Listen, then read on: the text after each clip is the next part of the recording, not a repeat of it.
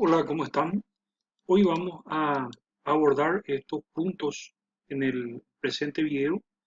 Vamos a hablar del diagrama de flujo y la confirmación in situ. Vamos a hablar de los 7 principios. Vamos a abordar el principio uno, realizar el análisis de peligros y posteriormente vamos a hacer un resumen de todo lo abordado en el video. Entonces, el diagrama de flujo se debe confirmar in situ, o sea que en el mismo establecimiento, una vez elaborado ese diagrama de flujo, debe ser confirmado y tiene que ser monitoreado en forma constante a través de los indicadores que van a permitir saber si ese sistema está funcionando bien o está funcionando mal. Entonces, generalmente, los indicadores por los cuales se opta son aquellos parámetros físico-químicos y no tanto por aquellos parámetros microbiológicos porque tardan más tiempo en dar resultados. Entonces, generalmente se verifica, se monitorea la temperatura, el tiempo, la presión, entonces el pH, la acidez. Entonces, generalmente son los indicadores que se van utilizando para poder monitorear todo el proceso. De esa manera, entonces, tenemos los 7 principios que comienzan con la realización del análisis de peligros. Entonces, ¿cuáles son los peligros implicados en cada etapa del proceso que pueden afectar la calidad de los alimentos, de los productos que se están elaborando? Después se determinan los puntos críticos de control y se establecen los límites críticos de cada punto crítico de control. Entonces, ¿hasta qué límite, hasta qué valor de pH, hasta qué valor de temperatura? Entonces, son aceptables esos valores para poder decir que está todo en orden. Cuando se superan ciertos límites críticos, entonces eso se debe informar inmediatamente a través de mecanismos preestablecidos. Y se deben establecer sistemas de vigilancia, sistemas de control del PCC en forma prácticamente diaria para poder saber, para poder conocer si todo ese proceso está funcionando bien y también para saber en qué punto del proceso está fallando.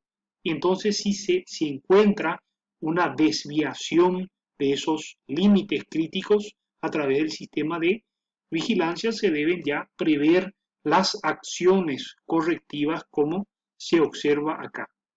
Y se debe verificar el plan HACCP o Hazard y es muy importante entonces la documentación y el registro permanente de todas las actividades de monitoreo y control que se van realizando junto con los responsables. O sea, se tiene que evidenciar quiénes son los responsables, en qué fecha, quién, cómo, cuándo y dónde realiza esos monitoreos y eso tiene que ir completamente ordenado, guardado en las documentaciones y registros. Entonces, el principio uno, la realización del análisis de peligros, entonces el profesional responsable que dirige el hazard debe compilar una lista de los peligros que pueden identificar en cada etapa de la cadena alimentaria y que pueden ser físicos, químicos, biológicos o en su defecto también pueden ser radiológicos, depende de qué producto se está elaborando y cuáles son las materias primas que se están utilizando. Se analizan los peligros que son indispensables de controlar para poder eliminar o reducir el peligro. Entonces, de esa manera tenemos el riesgo biológico y ese riesgo biológico lo constituyen las bacterias, los virus, los parásitos, que generalmente son inactivados con la cocción o con prácticas adecuadas de manipulación, así como también de almacenaje. Tenemos estos peligros radiológicos, entonces, que pueden llegar a los alimentos procedente de la radiación que procede del agua, que procede del suelo, que procede del agua, del aire. Entonces, puede tener diversos orígenes, que puede ser natural, puede ser artificial, entonces, y pueden llegar a los peces, pueden llegar a los vegetales por medio de la tierra, por medio del agua y también por medio del aire. Entonces, estos son peligros que se tienen que tener en cuenta dependiendo del alimento que se está produciendo. Y el riesgo físico que puede constituir, por ejemplo, partículas metálicas que pueden caer en los alimentos, que se desprenden de las máquinas y llegan a los alimentos, o bien fragmentos de vidrio por rotura de algún fluorescente, de algún foco o de algún material de vidrio, y que puede terminar entonces en los alimentos produciendo la contaminación de estos, y la presencia de partículas de metal o de vidrio entonces constituye un riesgo físico, resultado de la contaminación o prácticas deficientes en varios puntos de la cadena productiva.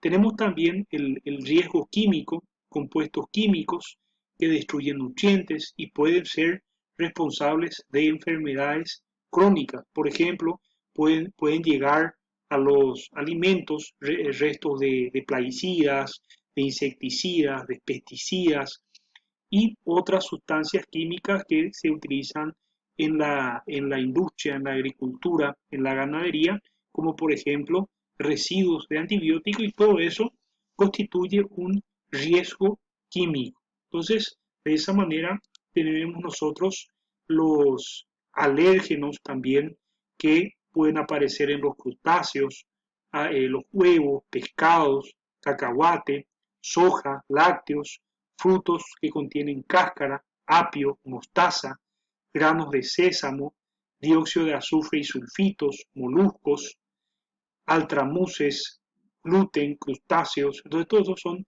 alérgenos que pueden estar presentes en los alimentos y que pueden causar reacciones alérgenas. Entonces, esto constituye un problema actualmente emergente en salud pública. Entonces, una gran cantidad de alérgenos que se encuentran presentes en los alimentos y que causan esas reacciones anafilácticas en los seres humanos. Entonces, tenemos la defensa alimentaria y el fraude alimentario. Entonces, en cuanto a la defensa alimentaria, el peligro de contaminación intencional de alimentos por agentes químicos, físicos, alérgenos o radiológicos, y el fraude alimentario, la producción o comercialización de alimentos no conformes que podrían afectar la salud del consumidor. Acá tenemos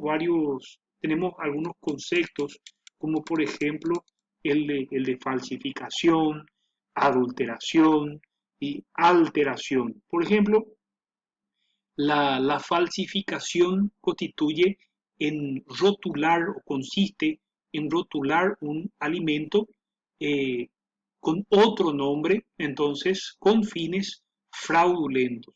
La alteración constituye, una modificación espontánea de la composición de los alimentos, y no es intencional. Y la adulteración constituye una modificación intencional de la composición de los alimentos. Por ejemplo, una adulteración sería agregarle a la leche agua para aumentar su volumen, o agregarle almidón a ciertos embutidos. Entonces, esas prácticas que constituyen adulteraciones de los alimentos. Pero cuando se rotula un alimento para simular otro, constituye una falsificación. Entonces los peligros, hay ciertos compuestos, ciertos microorganismos que por su sola presencia ya constituyen un peligro.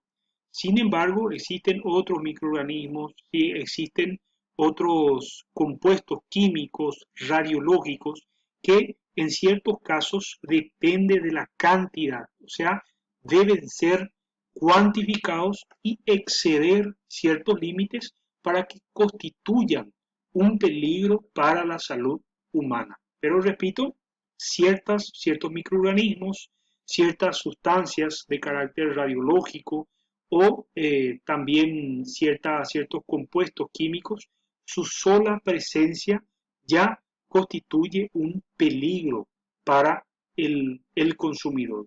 La probabilidad de que surjan peligros y la gravedad de los efectos para la salud humana. Entonces, nosotros tenemos la supervivencia y proliferación de microorganismos, entonces son factores que se tienen que tener en cuenta a la hora de realizar el análisis de peligros. Entonces, el Bacillus cereus, Clostridium botulinum, que generalmente pueden sobrevivir a altas temperaturas formando esporas y el ambiente totalmente cerrado en condiciones de anaerobiosis le brinda las condiciones y los medios para que esos microorganismos se puedan desarrollar sin ningún problema.